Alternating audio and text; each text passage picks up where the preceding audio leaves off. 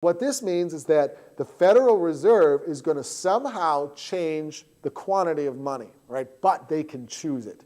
So there's no upward sloping curve. Remember from any economics class you've taken, supply slopes upward because high prices encourage me to do something. If I find out that there's a job that pays $200,000 a year, I might actually become able to do that job, go to school, and put myself out there on the market as someone who's supplying my work at that high price. If I find out that my economics textbook is selling for $250 on Amazon, I'm going to sell it today. I'm not going to wait. All right? So I'm going to supply my book on the Amazon used book market because I see a high price. But if it's 22 cents, I'm going to probably use it as a doorstop or something. I'm not going to sell my book. So the supply goes up if the price goes up. This is not the same. It's determined by the Fed. Now, the Fed does not exactly have full control over the money.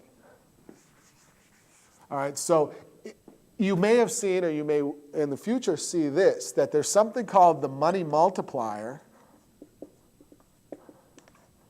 That is 1 over the reserve ratio. That's the money multiplier.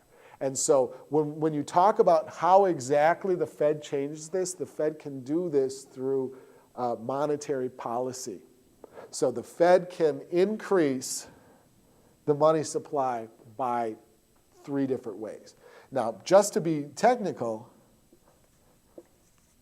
the monetary base times the money multiplier equals M1. And so the Fed can control this. Sometimes people say the Fed prints money. That is not entirely true. The Federal Reserve can increase currency. They can also put money in the banking system as reserves. But what that means is that these reserves get lent out. If I have money in the bank, I have proof that that money is mine. But if someone else borrows that money, right, the money does not stay in the bank. If a second person borrows the same money, now we have 2 people with the same money.